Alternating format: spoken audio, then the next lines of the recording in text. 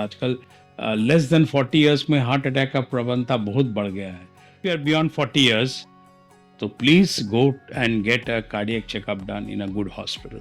वो आपको करना ही पड़ेगा because heart attack is a lifestyle disease. आजकल सोशल मीडिया के जमाने में लोग इतना फ्लड कर देते हैं आपको, ये चीज दिखा के वो चीज दिखा के, क्योंकि एस्पिरेशंस और मेरा क्षमता का बीच में अगर बहुत बहुत ज़्यादा फर्क हो जाए ना तो फिर स्ट्रेस आ जाता है। मेंटली एकदम शांत रहिए, मेडिटेट कीजिए।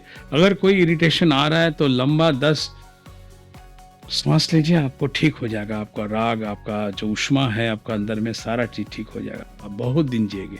है कि अगर फैमिली में स्ट्रांग फैमिली हिस्ट्री रहा, अगर पिताजी या कोई चाचा लोग या तो मामा का बारी में अगर कोई हार्ट अटैक कम उम्र में हुआ है तो वो आदमी को हमेशा मस्ट बी वेरी केयरफुल कि उनको भी हार्ट अटैक हो सकता है। धूमपान से दूर रहना है। और धूमपान शराब पीना जैसा नहीं है कि अगर इतना शराब पिया तो इतना लिवर खराब हुआ, उतना ज़्यादा पिया तो उतना ज़्यादा लिवर खराब हुआ। नमस्कार, सिट लाइव में आप तमाम दर्शकों का स्वागत है। मैं हूं प्रशांत झा। किसी कवि ने क्या खूब कहा है कि डर मुझे भी लगा फासला देखकर, पर मैं बढ़ता गया रास्ता देखकर। खुद ब खुद नजदीक आती गई मेरी मंजिल, मेरा हौसला देखकर। ऐसे ही एक हौसले के राहबरदार हमारे साथ एक शख्सियत हैं जो किसी परिचय के मोहताज नहीं हैं। जी हाँ, आज हम उन्हें रूबरू कराने जा रहे हैं आप सबों से। डॉक्टर सत्यजीत बोस। डॉक्टर सत्यजीत बोस देश के उन नामचीन कार्डियक सर्जनों में शुमार हैं जो लिमारिमा वाय पद्धति में सिद्धहस्त हैं और उनके द्वारा स्थापित और संचालित अस्पताल Durgapur, the mission hospital Durgapur, outlook के सर्वे में देश के बेहतरीन 4 कार्डियक अस्पतालों में, या यूं कहें कि हर विधा में माहिर अस्पतालों में शुमार है। डॉक्टर सत्यजीत बोस एक नाम ही नहीं बल्कि एक संस्था हो चुके हैं। 1995 में, आज से लगभग 3 दशक पहले, MCH करने के बाद डॉक्टर सुधांशु के साथ ट्रेनिंग की शुरुआत की और जब इन्होंने अपनी मंजिल तय करने के लिए कदम बढ़ाया तो फिर पीछे मुड़कर नहीं देखा। इनके बिजनेस मॉडल को हार्वर्ड बिजनेस रिव्यू में भी केस स्टडी के रूप में शामिल किया गया। इससे आप समझ सकते हैं कि इनकी शख्सियत कितनी ऊंची है। कई अस्पतालों को ये लगातार दिशा निर्देश भी देते रहते हैं। बॉम्बे के ब्रिज कैंडी हॉस्पिटल के विजिटिंग कंसल्टेंट रहे हैं। बॉम्बे हॉस्पिटल रिसर्च सेंटर के भी कार्डियक सर्जन रहे हैं। कोलकाता के कई अस्पतालों, कितने नाम गिनाओ, पियरलेस हॉस्पिटल, सुरक्षा हॉस्पिटल जैसे कई नाम है, रूबी जनरल हॉस्पिटल, इन सभी अस्पतालों में उनकी सेवाएं रही हैं। और सन 2008 में उन्होंने द मिशन हॉस्पिटल दुर्गापुर में जो शुरुआत की, वह पौधा आज एक वटवृक्ष बन चुका है।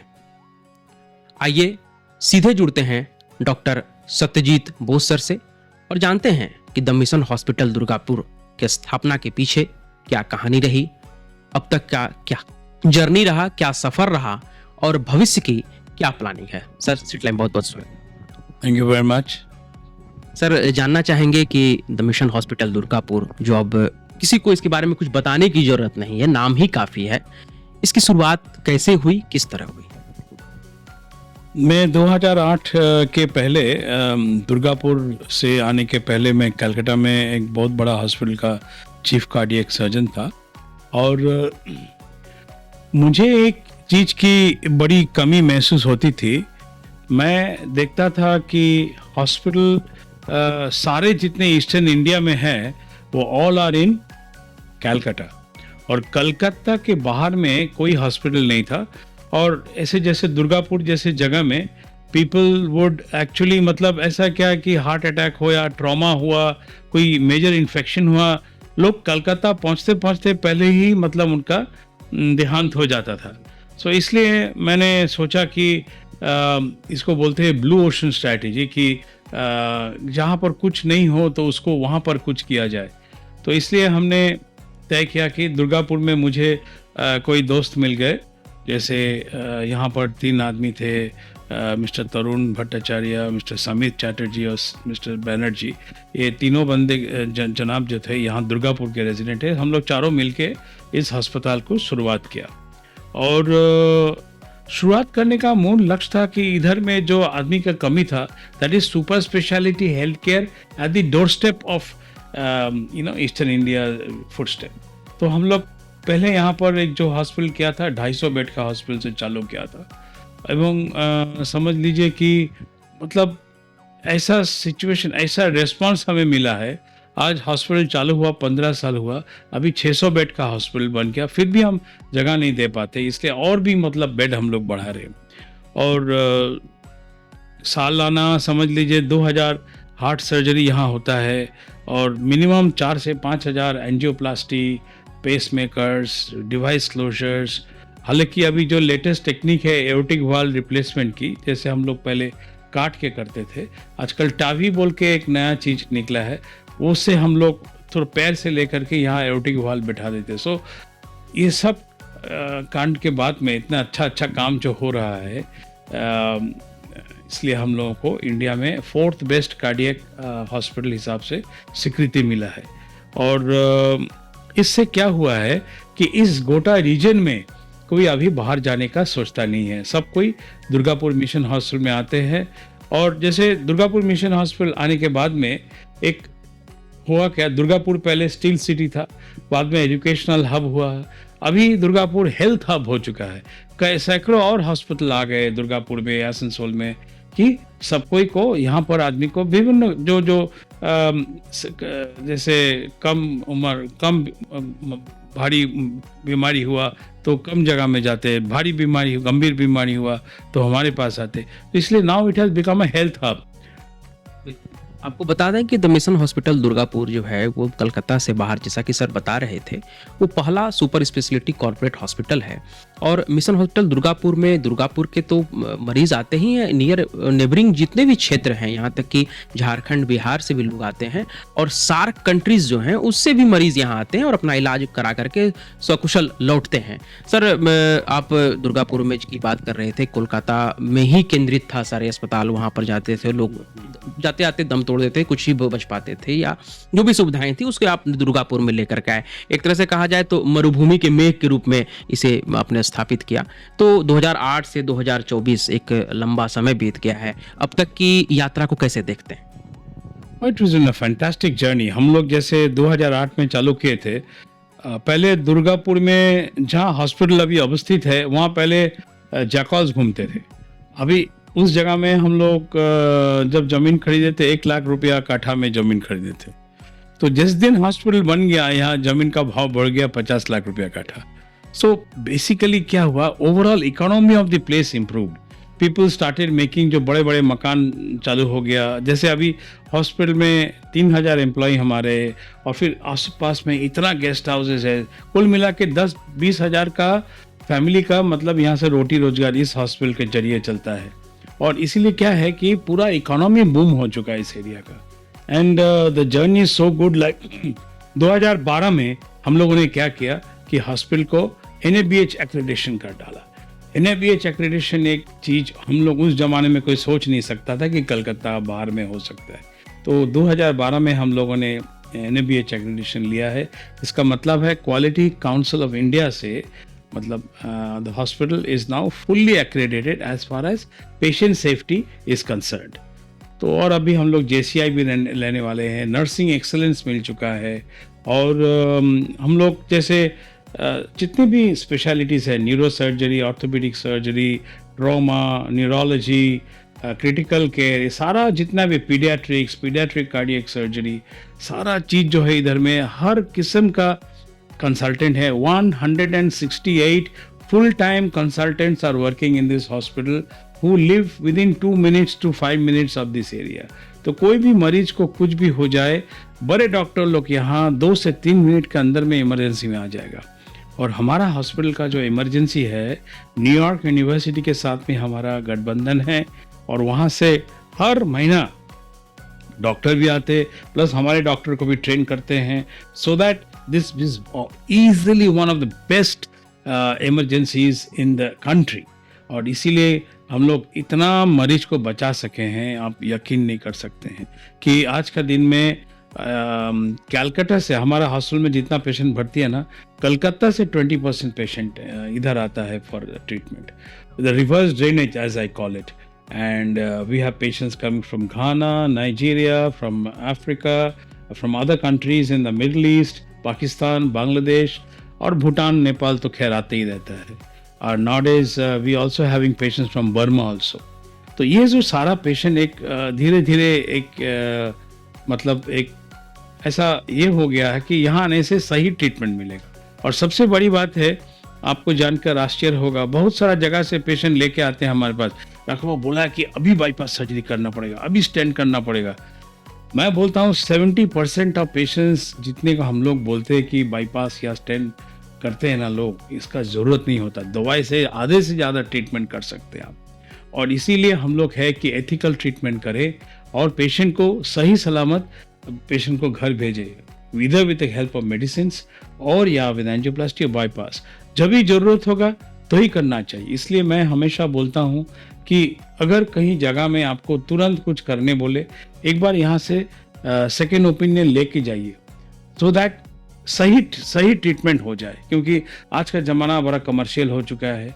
So we need to actually do the right thing at the right time. ये बहुत इंपॉर्टेंट है. सर 2008 से लेकर के 2024 तक अस्पताल ने आपके नेतृत्व में कई एग्जाम्पल सेट किए हैं. इन वर्षों में कोई ऐसी उपलब्धि जिन्हें याद करके आज भी आप रोमांचित हो उठते हैं? कुछ तो है. जैसे एक बात बोले, हम लोग रोटरी क्लब के सहायता से, पश्चिम बंगाल गवर्नमेंट के सहायता से हम लोगों ने करीब 5,000 से 6,000 बच्चों की हार्ट सर्जरी किया है, बिना कोई निःशुल्क किया था. खैर अभी वो सब फैसिलिटी थोड़ा कम मिल रहा है, नहीं तो जब भी चांस मिलता है, कोई सहृदय अगर कुछ डोनर आ जाए तो, और हम लोग भी अपना पैसा, सर्जन लोग अपना पैसा छोड़ देते हैं, तो भी हम लोग भी अभी भी बच्चों का हार्ट सर्जरी निःशुल्क करने का कोशिश करते हैं. और धनबाद का एक पेशेंट है, हमको अभी भी याद है, 96 ईयर्स के मिस्टर परमार, जो घर वाले सुन रहे होंगे तो हमें खुशी होगी कि 96 ईयर्स के थे वो. और वो इतना चेस्ट में दर्द था कि वो आ गए थे बाईपास सर्जरी कराने के लिए. तो मैंने बोला था आपको करना है इस उम्र में? तो भाई साहब बोले कि नहीं डॉक्टर साहब कर दीजिए, क्योंकि हमको जीने का बहुत शौक है, हमको शेयर बाजार का वो देखता हूँ and then.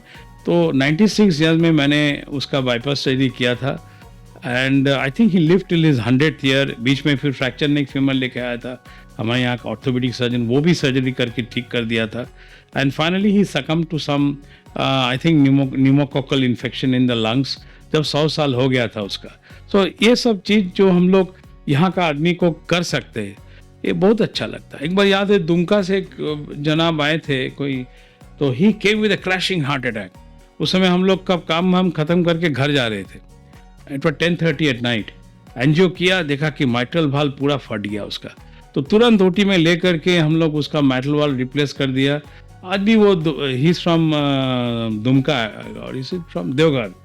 So he still doing well. तो ये सब जो एक्सपीरियंस है, जो आदमी का ज़िंदगी में काम आ सके, क्योंकि हम लोग डॉक्टर बने टू गिव द सेवा एंड कि आप लोगों को अच्छा कर सके. सो दैट ये जो हम लोग का मन का इच्छा है वो हम पूरा कर सकते हैं by coming to the periphery. तो कलकत्ता जाओगे तो 1 करोड़ आदमी के लिए 40 हॉस्पिटल है. लेकिन इस जगह में जो हम लोग एक चेंज ला सके, इसीलिए मैं अपने आप को आभारी समझता हूँ. और मैं जब दुर्गापुर आ रहा था, मेरा बहुत दोस्त लोग बोले भाई मत जाओ, तुमको लोटा लेके घर आना पड़ेगा, क्योंकि हम 70 करोड़ रुपया लगाए थे हॉस्पिटल बनाने के लिए, बैंक लोन वगैरह लिए थे. So that is a major kind of experience for me कि इतना बड़ा रिस्क लेके, जोखिम उठा के हमने ये हॉस्पिटल बनाया था. और ये हॉस्पिटल होके अभी इस जगह में पहुंच गया कि एक मतलब एक kind of situation where everybody looks up to Mission hospital. So that's the reason I feel very proud and very nice and humble also. जैसा कि आपने बताया कि ये सफलता की ये कहानियां ही ऐसी हैं, जो मिशन हॉस्पिटल के बाद कई सीरीज में हॉस्पिटल यहाँ स्थापित हुए, फिर भी मिशन में बेड की कमी अभी भी होती है. तो सर बुलंदियों पर बने रहने के लिए ये सब तो मेहनत प्रयास करना ही पड़ता है, लेकिन उसके साथ साथ यह भी होता है कि अगर आप सफलता के शिखर पर हो तो काफ़ी चैलेंज भी सामना करना पड़ता है. फिलहाल किस तरह के चैलेंज को देखते हैं? मैं हमेशा ज़िंदगी को ऐसा समझता हूँ कि लाइफ इज़ लाइक एक कन्वेयर बेल्ट में जब टीएमटी में ट्रेडमिल में दौड़ते हैं ना, वैसे है। तो ज़िंदगी जितने आगे जाएगा ट्रेडमिल उतना स्पीड में बढ़ता रहता है और अपने आप को उसी स्पीड में चलना पड़ेगा, नहीं तो गिर जाओगे। क्योंकि सारा ज़िंदगी में, सारा पृथ्वी में जितना सारा इनोवेशंस हो रहा है, टेक्निकल इनोवेशंस हो रहा है, आर्टिफिशियल इंटेलिजेंस और जितना भी इनोवेशंस आ रहे हैं, सारा चीज़ को अपने आप में लेना है और लेकर के ऐसा करना है कि पूरा मॉडर्न ट्रीटमेंट दिया जाए। जैसे मैं अभी थोड़ा देर बाद बोल रहा था, अच्छा 20 साल पहले हम लोग जो हार्ट में छेदा लेके बच्चे लोग पैदा होते थे, हम लोग पूरा काट के ऑपरेशन करते थे। आज का दिन में हम लोग क्या करते हैं, ग्रॉइन से माने यहाँ से एक हम लोग छोटा सा चीज डाल के वो हार्ट का फूटा को बंद कर देते, पेशेंट नेक्स्ट दिन घर चला जाता है, कोई काटने का जरूरत नहीं है, कुछ नहीं है। एओर्टिक वाल्व रिप्लेसमेंट जैसा होता है, जो वाल्व प्रतिस्थापन होता है। पहले ज़माने में क्या होता था, हम लोग पूरा काट के एओर्टिक वाल्व चेंज करते थे। अभी क्या है कि टावी बोल के एक चीज़ आया है, TAVI। वो टावी से क्या करता है, वाल्व को हम लोग फ्यूमरल वेन मतलब ग्रॉइन से डाल के यहाँ प्रतिस्थापन करना है। हालांकि अभी क्योंकि अमेरिकन वाल्व में सारा बहुत खर्चा है, 25-30 लाख रुपया खर्चा होता है, लेकिन जो अफोर्ड कर सकते हैं उनके लिए एक बहुत बड़ा चीज़ है कि हम बिना ऑपरेशन के उसको वाल्व प्रतिस्थापन कर दिया, वो 1.5 से 2 दिन के अंदर में घर चले जाते हैं। So this is great innovations. और ये सब इनोवेशन के साथ अगर हम तालमेल नहीं चले, तो कन्वेयर बेल्ट के साथ नहीं चले, तो हम एकदम सलील समाधि हो जाएगा हमारा। इसीलिए हम चाहते हैं every 6 months I keep on going abroad and I send all my doctors abroad also to learn the things and come back and practice the same thing है। अबाउट टेक्निकल इनोवेशंस, अबाउट नया machinery, मैं एकदम झिझकता नहीं हूँ। पहले ले लो, कितना use होगा हमें उतना नहीं चाहता है, but we get them on. अभी हम लोग रोबोट लेंगे, उसी रोबोट से बहुत सारा heart surgery, urology procedure, cancer surgery हम लोग यहाँ करने वाले। So this is again a new innovation. बड़े बड़े शहर में रोबोट आ चुका है, दुर्गापुर में नहीं है, बट हम लोग ले लेंगे बहुत जल्दी। ऑर्डर दिया है, 6-7 महीने में आ जाएगा। कहा भी गया है कि जो समय के साथ निकलते समय उन्हें पीछे कर देता है। सर, आपकी एक महत्वाकांक्षी योजना रही कैंसर और ऑर्गन ट्रांसप्लांट सेंटर स्थापित करने की, उसकी क्या प्रगति है? तो ऐसा है कि कैंसर एक गंभीर बीमारी है। जैसे हम लोग इंडिपेंडेंस के समय में एवरेज एक्सपेक्टेंसी ऑफ लाइफ, मतलब एक आदमी पैदा होने से 40 साल तक उम्र तक जीने का उम्मीद होता था। अभी वो एवरेज एक्सपेक्टेंसी ऑफ लाइफ मतलब जीने का जो उम्मीद है वो 72 साल तक हो गया है। और जितना आदमी ज़्यादा जिएगा तो नॉन कम्युनिकेबल डिजीज जैसे कैंसर वगैरह ये सब ज़्यादा होने लगेंगे। और हम लोग रहते भी ऐसा एक पॉल्यूटेड एनवायरनमेंट में, क्योंकि यहाँ से इतना इंडस्ट्री वगैरह है, तो लंग कैंसर हैन तन बहुत ज़्यादा हो रहा है आजकल। तो इसलिए क्या है कि मेरे को लगा कि इस एरिया से अब अगर जाएंगे बॉम्बे में या कहीं पे जैसे कलकत्ता में, तो कैंसर पेशेंट्स ज़्यादातर is coming from this region. तो why not have a cancer hospital, state of the art cancer hospital in Durgapur. तो इसलिए हम लोगों ने जो अंडाल एयरपोर्ट है, उसी अंडाल एयरपोर्ट में हम लोग 20 एकड़ ऑफ लैंड ले चुके हैं। उसका अभी फेंसिंग चल रहा है and we are talking to 3 architects, 1 in Bangalore, 1 in Mumbai और एक अमेरिका में। सो तीनों आर्किटेक्ट के साथ तालमेल करा के हम लोग एक 1000 बेड का cancer hospital with organ transplant hospital along with super speciality hospital, ये तीनों को मेलबंधन करके एक हेल्थ सिटी बनाने वाले हैं। तो मैं चाहता हूं कि ये ख़त्म करने के बाद मैं I will be very happy to finish this work and you know. Sir, एक हीमोडायलिसिस सेंटर आपने चित्तरंजन में स्थापित किया है, उसे अन्य जिलों में भी और बढ़ाने की आपकी योजना है, उस पर क्या काम है? जो चित्तरंजन लोकोमोटिव फैक्ट्री में हम लोगों ने हीमोडायलिसिस चालू किया था, वो फर्स्ट ऑफ इट्स काइंड था कि हम लोग ऑफ साइट में करते थे। तो लेकिन अभी वो क्या है कि L1 के चक्कर में कोई एक और आदमी चला रहा है, बट वो क्वालिटी शायद नहीं दे पा रहा है अभी, but at least we are credited कि वो हेमोडायलिसिस सेंटर हम लोग पहला जो है चित्तरंजन में एकदम स्टेट ऑफ द आर्ट चलाए थे। अभी वो उतना हम लोग वहाँ से निकल गए क्योंकि L1 का चक्कर में हम लोग क्वालिटी कम नहीं कर सकते, इसलिए हम लोग वहाँ से निकल चुके हैं, बट हम लोग करेंगे और भी हेमोडायलिसिस सेंटर इस एरिया में फैला के करेंगे। राइट नाउ अभी हम लोग को नया बिल्डिंग में एक हेमोडायलिसिस सेंटर किए हैं जिसमें 35 हेमोडायलिसिस बेड है, which is the largest in West Bengal. इतना ज़्यादा एक साथ में हेमोडायलिसिस सेंटर कहीं नहीं है।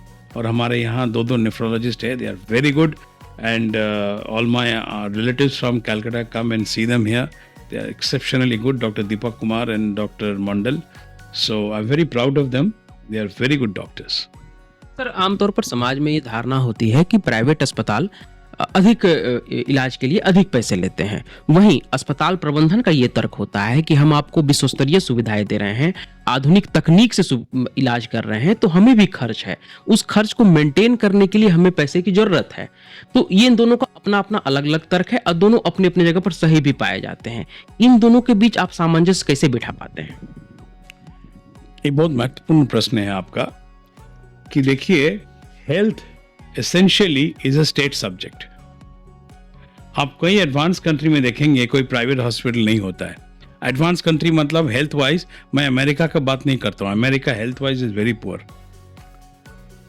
मैं बात कर रहा हूँ स्कैंडिनेवियन कंट्रीज, मैं बात कर रहा हूँ Germany, Austria, France and all this places, जहाँ पर प्राइवेट सर्विस होता ही नहीं है, क्योंकि जो नेशनल जो जीडीपी है उसका वो 15 से 20% हेल्थ के लिए खर्च करते हैं। वो हमारे देश में इट इज़ ओनली 1 और may be less than 1% also. और वो भी पैसा आम जनता तक कितना पहुंचता है, I am not very sure, क्योंकि त्रिस्तरीय लेवल में वो शौक होते बहुत शौक हो जाता फिल्ट्रेशन हो जाता है। तो that's why I am saying कि ये चीज़ जो स्टेट सब्जेक्ट है, स्टेट को देना चाहिए। और स्टेट कई जगह पे वो फॉल्टर करती है। आपको जान के आश्चर्य होगा कि अगर भारतवर्ष में number of private beds to number of government beds अगर रेशियो किया जाए, प्राइवेट बेड्स ज़्यादा है। और the facilities in the government hospital अभी इम्प्रूव हो रहा है, लेकिन एक ज़माना था अभी भी कई जगहों में ऐसा है कि बेसिक फैसिलिटी तक नहीं है। तो बट वही है कि मतलब वो जगह को फिलअप करने के लिए प्राइवेट हॉस्पिटल आता है। तो प्राइवेट हॉस्पिटल को पैसा देके ज़मीन खरीदना पड़ता, पैसा देके हॉस्पिटल बनाना पड़ता, पैसा देके आदमी को रखना पड़ता है, एक वातावरण रखने के लिए एयर कंडीशन हैन तैन वो सब रखना पड़ता है। तो इसलिए क्या है कि मिनिमम पैसे की ज़रूरत होता है, बट हर चीज़ तो कम में नहीं कर सकते हैं। बट हमारे यहाँ हम जो करते हैं त्रिस्तरीय, मतलब एक चीज़ होता है, जैसे जनरल वार्ड होता है, सेमी प्राइवेट होता है, प्राइवेट होता है, डिलक्स होता है। तो जो जनरल वार्ड हम लोग ने कम कोशिश किया है कि कम रखने के लिए, सो दैट जो ज़्यादा पैसा दे रहा है उससे थोड़ा क्रॉस सब्सिडी हो जाता है। लेकिन जो बेसिक जो खर्च है, जो मतलब सस्टेनेबल होना चाहिए। हम नहीं चाहते कि बहुत ज़्यादा प्रॉफिट करे, लेकिन बिजनेस सस्टेनेबल होना चाहिए। और सस्टेनेबल इसलिए होना चाहिए क्योंकि हर 5-6 साल में आपका टेक्नोलॉजी चेंज हो रहा है, और टेक्नोलॉजी चेंज करने के लिए जब नया मशीन खरीदने जाएंगे, पुराना मशीन तो वो दाम कम होके ज़ीरो हो जाता है। तो इसलिए नया मशीन खरीदने के लिए पैसा अलग रखना पड़ता है। अच्छे डॉक्टर जो है अच्छा सैलरी देकर लाना पड़ता है। समटाइम्स अमेरिका, यूके, ऑस्ट्रेलिया, वहाँ से बहुत सारे डॉक्टर हमारे विदेश यहाँ आ चुके हैं। So we have to give them similar salary जो उनको विदेश में मिलता था। सो इसे करके मतलब सस्टेनेबल करने के बावजूद हम लोग ज़्यादा चार्ज नहीं करते हैं। जैसे अभी समझ लीजिए मैं बोल रहा कि बाल्ब हो गया, स्टेंट हो गया, पेसमेकर हो गया, ये सारा चीज़ तो कंट्रोल बाय गवर्नमेंट ओनली, हम उसमें हाथ नहीं लगा सकते हैं। तो बेसिकली वही है। सर, जिस तरह से प्रधानमंत्री या राज्य के मुख्यमंत्री के लिए आर्थिक मामलों के लिए सलाहकार होते हैं, रक्षा मामलों के लिए सलाहकार होते हैं, क्या आपको नहीं लगता है सर कि स्वास्थ्य के मामलों के लिए भी आप जैसे जो मेडिकल क्षेत्र के सफल उद्यमी हैं, उन लोगों की एक टीम रहनी चाहिए जो उन्हें एक अच्छी सलाह दे सके, और राज्य स्तरीय या देश स्तरीय जो स्वास्थ्य सेवाएं हैं उनको पटरी पर लाया जा सके? कारण ये होता है कि जनरली स्वास्थ्य मंत्री मेडिकल बैकग्राउंड के नहीं होते हैं, या राज्यों में जो हेल्थ सेक्रेटरी होते हैं वो मेडिकल बैकग्राउंड के नहीं होते हैं, तो उन लोगों को स्वास्थ्य क्षेत्र की गुण या बारीकियां उतनी समझ में थोड़ी कम पड़ती है। देखिए, doctors are not very good managers. क्योंकि हमारा एमबीबीएस कोर्स में मैनेजमेंट सिखाया नहीं जाता है। सो इसलिए क्या है कि एक डॉक्टर जब सलाह देने जाएंगे तो उसमें गंडगोल हो सकता है। तो इसलिए मैं कहता हूं कि जो डॉक्टर का मैनेजमेंट कैपेबिलिटीज है उसी डॉक्टर को as an advisor to the government रखना चाहिए, और अकेला कोई मैनेज डॉक्टर नहीं होना चाहिए। एक आईएएस ऑफिसर का टीम होना चाहिए, और यहाँ से मतलब जो मैनेजर डॉक्टर्स मैनेजर है उन लोगों को भी 3-4 आदमी का टीम रहना चाहिए। फिर जाके एक डेमोक्रेटिक एटमॉस्फेयर तैयार होगा, क्योंकि गवर्नमेंट को भी जैसे आईएएस ऑफिसर हुआ, मिनिस्टर हुआ, इन लोगों को भी कुछ मतलब प्रॉब्लम है कि इतने पैसे में ये करना है और टाइम बाउंड होना चाहिए, और सब चीज़ में L1 करना होगा। वो लोग Q1 नहीं देखते गवर्नमेंट में, तो इसलिए क्या है कि sometimes they get fumbled into some kinds of problems sometimes. So, but I think government is running in the right direction. There are many schemes coming up, and they are offloading much of their super specialty services to private healthcare by giving these schemes. जैसे government level में एक है, क्या नाम है उसका, जैसे बंगाल में है स्वास्थ्य साथी, आयुष्मान भारत है। सो बट वही है कि आयुष्मान भारत हो गया, ये लोग का रेट बहुत कम है। माने प्राइवेट हॉस्पिटल जो मीनिंगफुल हॉस्पिटल है, जो अच्छा इंफ्रास्ट्रक्चर दे रहे हैं, तो वो नहीं संभाल पाएगा इसमें। It is becoming a great difficulty for even hospitals जहाँ पर आयुष्मान भारत या स्वास्थ्य साथी चलता है। So it is hit the private hospitals के सुनामी जैसा क्या है।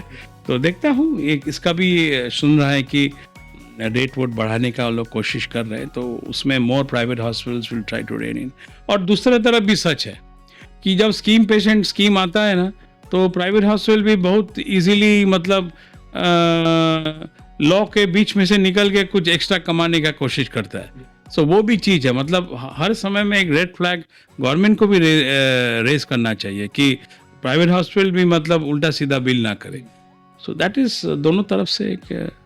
जैसे सर आप बता रहे हैं, इंस्टीट्यूट ऑफ टेक्नोलॉजी के डॉक्टर एन के पांडे, जो आपके मित्र भी हुआ करते हैं पद्मश्री, उन्होंने भी चर्चा की है कि जैसे बर्न केस में आयुष्मान में 60,000 रुपया केवल दिया जाएगा, तो बताइए बर्न केस का इलाज कैसे संभव होगा, प्राइवेट हॉस्पिटल कैसे कर पाएंगे, या जो बजट है वो हम लोगों का एलोकेशन कम है। तो सर आप अपनी ओर से सरकार को क्या मैसेज देना चाहेंगे स्वास्थ्य सुविधाओं को बढ़ाने के लिहाज से? बेसिकली मैं एज अ डॉक्टर मैं बोलता हूँ, इंडिया का प्रॉब्लम अभी है ना कि प्राइमरी और सेकेंडरी लेवल केयर। आज का दिन में आप गांव में जाओगे और छोटा छोटा शहरों में भी जाएंगे ना, तो प्राइमरी और सेकेंडरी हेल्थ केयर देने के लिए डॉक्टर नहीं है। वो कौन देते हैं? क्वैक लोग देते हैं। मैं ट्रैवल करता हूँ, मैं अभी कोंटाई से लेकर के सब जगह कैंप करते करते दार्जिलिंग तक गया हूँ। हर जगह में देखा हूँ कि प्रिस्क्रिप्शन आ रहा है, कोई डॉक्टर का नहीं, कोई क्वैक का आ रहा है। आधा पेशेंट आधा मैंने हाफ ट्रीटमेंट किया है, स्टेरॉइड दे रहा है। I am not blaming them, because वो साधारण का सबसे करीब का दोस्त है, बिकॉज वहाँ पर डॉक्टर पहुँच नहीं रहा है गांव में, आजपाड़ा गांव में एंड ऑल दैट। तो इसलिए मैं समझता हूँ हॉस्पिटल का सब गवर्नमेंट का चाहिए प्राइमरी और सेकेंडरी लेवल ट्रीटमेंट बहुत बढ़िया हो जाए, and to put their mind in prevention. अगर प्रिवेंशन और प्राइमरी सेकेंडरी लेवल केयर ठीक हो जाए ना, तो उसके लिए पोर्टेबल वाटर का बहुत ज़रूरी है, क्लीन टॉयलेट्स का ज़रूरी है। पीने का पानी और क्लीन टॉयलेट्स अगर मिल जाए तो बहुत प्रॉब्लम आपका प्रिवेंशन इस लेवल में ही हो जाएगा। बाकी आया communicable disease like heart attack, like brain attack, like having cancer और सो मेनी अदर डिजीजेस का, तो वो सब के लिए आप कुछ centres of excellence government level में बना दीजिए कि सेकेंडरी लेवल केयर से वहाँ जाके रेफरल होगा और वहाँ पर ऐसा ट्रीटमेंट होए कि मतलब फ्री में ट्रीटमेंट होए, because government people are paying taxes, तो उसी से आपका ट्रीटमेंट फ्री होना चाहिए। सेंटर ऑफ एक्सेलेंस हर डिस्ट्रिक्ट में होना चाहिए और वहाँ पर डॉक्टर रखना चाहिए। तो I think that is the best way to that is the way it happens. मतलब एडवांस कंट्री में भी सेम मैकेनिज्म है। सर कहा गया है, लोग बोलचाल में कहते हैं कि शत्रु, रोग और कर्ज, इन तीनों को बढ़ने देना नहीं चाहिए। आप सर क्या इत्तेफाक करें? देखिए, आज का दिन में आप जानते हैं कि व्हाट इज द जो आदमी सर्वशांत हो जाता है, उसका मेन कारण क्या जानते हैं? Out of the pocket expenses of health. आदमी इलाज करा के सर्वशांत हो जाता है। तो वो अगर बंद करना है तो आपको जाना होगा कि गवर्नमेंट लेवल में गुड हेल्थ केयर के लिए। हम लोग नहीं चाहते हैं कि प्राइवेट हॉस्पिटल में सब कोई आए। प्राइवेट हॉस्पिटल में वही आदमी आएगा जो मतलब एकदम टर्शरी लेवल केयर के लिए आना चाहिए। प्राइमरी सेकेंडरी केयर के लिए क्यों आप डॉक्टर के पास आए, मतलब प्राइवेट हॉस्पिटल में आए? That is waste of money and waste of resources, नहीं ना?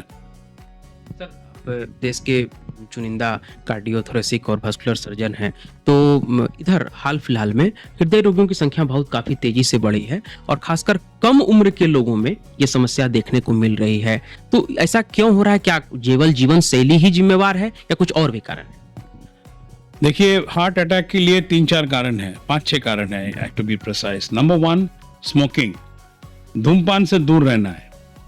और धूमपान शराब पीना जैसा नहीं है कि अगर इतना शराब पिया तो इतना लीवर खराब हुआ, उतना ज़्यादा पिया तो उतना ज़्यादा लीवर खराब हुआ। स्मोकिंग के मतलब बीड़ी फूके या सिगरेट फूके, अगर 1 सिगरेट पिए और 500 सिगरेट पिए, इफेक्ट सेम है। और अगर सामने वाला कोई पिया और आप सूंघ लिए, उसका भी इफेक्ट सेम है। इसको बोलते हैं पैसिव स्मोकिंग। आप दया करके कोई सामने सिगरेट पिएगा तो उसे बंद करने के लिए बोलिए। Number 1 smoking. नंबर 2 टोबैको, जो गुटखा खाते हैं, जो पुड़िया खाते हैं, मतलब जीभ के नीचे रखते, that is one of the reasons for heart attack and also cancer as well. Cancer भी है। और तीसरा है, अगर शुगर है और ब्लड प्रेशर है तो उसको नियंत्रण में रखना है। और चौथा है, डाइट आपको ठीक से करना है, सुषम खाना खाना है, ज़्यादा मीठा नहीं खाना है, रोटी और चावल 40 साल के बाद कम कर देना चाहिए, और ज़्यादातर वेजिटेबल्स, सैलड्स, सूप, ये सब में चले जाना चाहिए।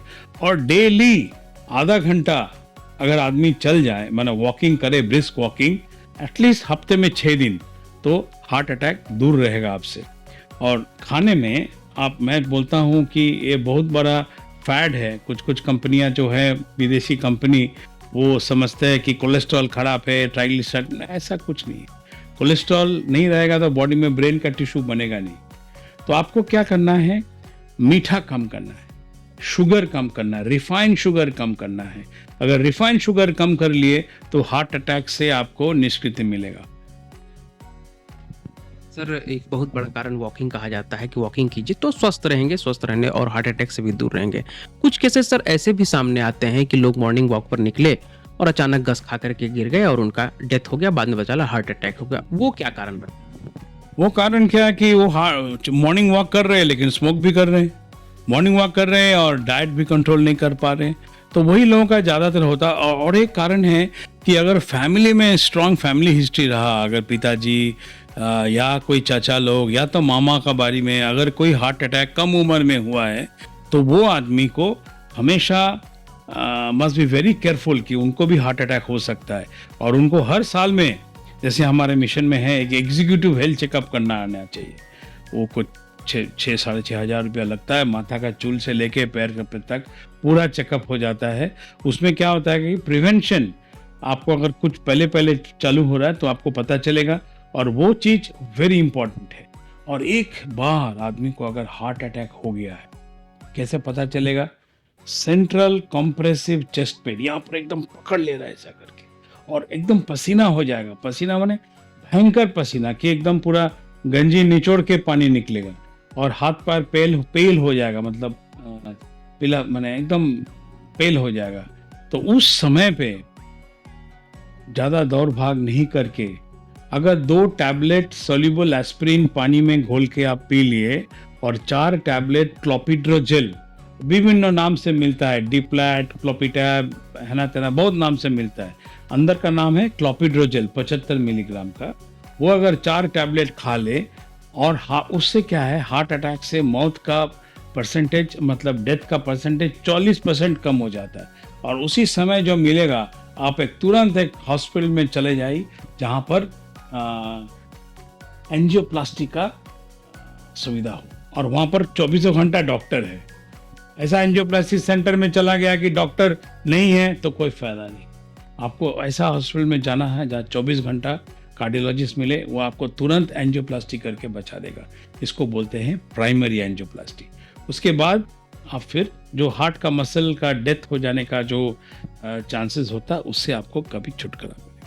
आपने कहा कि हार्ट अटैक के केसेस में काफ़ी बीच में काफ़ी चेस्ट पेन होता है। एक ऐसा भी देखा गया है कि शुगर डायबिटिक पेशेंट जो होते हैं उन्हें दर्द कम महसूस होता है, वो उतना समझ नहीं पाते हैं। तो उनके लिए क्या आभास या क्या संकेत हो जो वो समझ जाए कि heart attack? Very good question, I am impressed with your question. क्या है कि हार्ट अटैक जब होता है डायबिटिक पेशेंट के, ज़्यादातर वो साइलेंट हार्ट अटैक होता है, तो उससे वो कैसे वो, लेकिन दर्द कम रहेगा, लेकिन क्या रहेगा कि सांस फूलेगा, लगता है गैस हो गया। जैसे गैस हो गया, लाइक पीपल, बहुत सारा पेशेंट वैसे गैस्ट्रोएंटरोलॉजिस्ट के पास चला गया और डॉक्टर ने उसको एंटासिड भी दे दिया है, तो ऐसा भी हुआ है। तो बहुत सारा पेशेंट क्या है, दर्द दांत में चला, यहाँ जॉ में चला गया, तो डेंटिस्ट के पास गया, डेंटिस्ट दवा दे के छोड़ दिया। तो ये सब सिम्टम होगा ना, तो आप तुरंत कार्डियोलॉजिस्ट के पास जाइए, और कार्डियोलॉजिस्ट ईसीजी करेगा, इको करेगा, एंजियोग्राम करेगा, उसके बाद में वो डिसाइड करेगा। अगर समझो नेगेटिव हो गया, कोई खराब नहीं है, क्या है, नेगेटिव ही तो हुआ, लेकिन उसमें आपको कोई तकलीफ नहीं होगा। But it is always best, क्योंकि समझ लीजिए गैसोलॉजी बोल के कोई सब्जेक्ट मेडिसिन में नहीं है। अगर हर समय खाना खाने के बाद में गैस हो रहा है, इरेक्टेशन हो रहा है, तो आप समझ लीजिएगा, and if you are diabetic and if you are beyond 40 years, तो please go and get a cardiac checkup done in a good hospital. वो आपको करना ही पड़ेगा। सर, आप लीमा रीमा वाई पद्धति के एक्सपर्ट माने गए हैं। आम लोगों को सरल भाषा में इसे कैसे समझाया जा सकता है, ये क्या है? अच्छा, बाईपास सर्जरी जब हम लोग करते हैं ना, तो यूजुअली क्या करते हैं कि हम लोग अंदर से एक नस निकालते हैं, उसका नाम है Lima, left internal memory artery, और बाकी जो है हम लोग पैर से निकाल के वो नस लगा देते हैं कि यहाँ से रक्त संचालन नहीं हो रहा, तो हम बाजू से एक धमनी लगा देते हैं। पर लीमा रीमा उसमें क्या है, जो अंदर वाला लीमा है वो 30 साल तक चलता है, लेकिन पैर से जो नस निकलता है वो 15 साल में बंद हो जाता है। तो इसलिए वे बैक इन 1997-98 हम लोगों ने एक ऑपरेशन चालू किया है, जिसमें राइट इंटरनल मेमोरी आर्टरी को हम लोग भी निकाल देते हैं, और फिर लेफ्ट और राइट इंटरनल मेमोरी आर्टरी को जोड़ देते हैं to make it a kind of Y, और उसी से हम लोग ग्राफ्टिंग कर देते हैं। तो हालांकि इस मेथड से करने से आदमी को 30 साल तक जिंदगी में बढ़ावा मिलता है। तो इससे एक फ़ायदा है यंग आदमी के लिए, जैसे आजकल आप सुने होंगे, मैं थोड़ा देर पहले ही बोल रहा था, आजकल लेस देन 40 years में हार्ट अटैक का प्रवणता बहुत बढ़ गया है। तो इसलिए वो सब पेशेंट को जब बाईपास सर्जरी जरूरी होता है, तो हम लीमा रीमा वाई तरीके से करते हैं, और उससे क्या है, 30 years का जिंदगी में बढ़ावा आ जाता है, लाइफ इंक्रीमेंट मिल जाता है। और वो सब केस में ना डायबिटीज़ क्षेत्र में एंजियोप्लास्टी पर स्टेंट लगाना बिल्कुल नहीं करना चाहिए। वो बाईपास सर्जरी बेस्ट मेथड होता है अगर ट्रिपल वेसल डिजीज है। सर, दुनिया भर में कोविड जो 2 फेज आए, तो उन्होंने हमें काफ़ी पीछे धकेल दिया, कई अपनों को छीन लिया, काफ़ी कुछ हमसे दूर हो गया। कोरोना से ठीक होने वाले भी पोस्ट कोविड सिम्टम्स को लेकर के, परेशानियों को लेकर के झेल रहे हैं, और कुछ ना कुछ परेशानी भी देखने को मिल रही है। उन परेशानियों को कैसे दूर किया जाए और कैसे उससे दूर रहा जा सकता है, इसके लिए बचाव के कुछ उपाय बता दो। कोविड होने के बाद में 2 तरह का सिचुएशन आ रहा है। एक, फेफड़े में जो है वो लंग फाइब्रोसिस होकर बहुत सारा आदमी प्रॉब्लम होता है। सेकेंडली, जो रिसेंट ट्रेंड देख रहा है, जिसको कोविड हुआ है उसको हार्ट अटैक होने का प्रवणता बहुत ज़्यादा है। That is a very important thing. और उससे क्या है, वी आर वेरी स्कैर्ड कि कब किसको क्या हो जाए। और तीसरा जो चीज़ है, एकदम बच्चों में जिसका कोविड हुआ है ना, तो उसको धमनियाँ, जो कोरोनरी आर्टरी है, कोरोनरी धमनियाँ डायलेट हो जाता है, और डायलेट हो जाने के बाद में क्या है, वहाँ जो खून का जो प्रवाह है वो थोड़ा कम हो जाता है, स्तिमित हो जाता है, और उससे वहाँ क्लॉट बनने का बहुत चांसेस होता है। तो उसमें फिर इम्यूनोग्लोबुलिन वगैरह दे के ठीक करना पड़ता है। सो ये 3 चीज़ जो है, कोविड हमारा ज़िंदगी में हार्ट के लिए बहुत बड़ा मसला पैदा कर दिया। सर, चलते चलते सिटी लाइव के दर्शकों को क्या मैसेज देना चाहेंगे? इसको सिटी लाइव के दर्शकों को क्या मैसेज? और सिटी लाइव तो हमारा नमित नमन जी भी आए थे कम उम्र में, हार्ट अटैक लेके, ट्रिपल वेसल डिजीज, तब वो बहुत यंग थे, तो उसको मैं लिमा वाई कर दिया हूँ। और Namit Naman ji hopefully will live for the next 35 years, maybe more, if he is able to control his lifestyle, because heart attack is a lifestyle disease.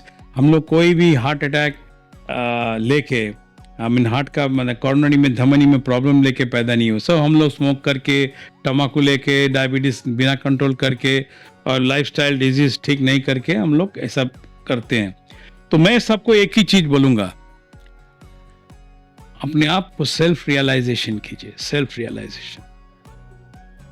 मैं आपका, मेरा क्षमता कितना है और मेरा एस्पिरेशंस कितना है, क्योंकि आजकल सोशल मीडिया के ज़माने में लोग इतना फ्लर्ट कर देते हैं आपको, ये चीज़ दिखा के, वो चीज़ दिखा के।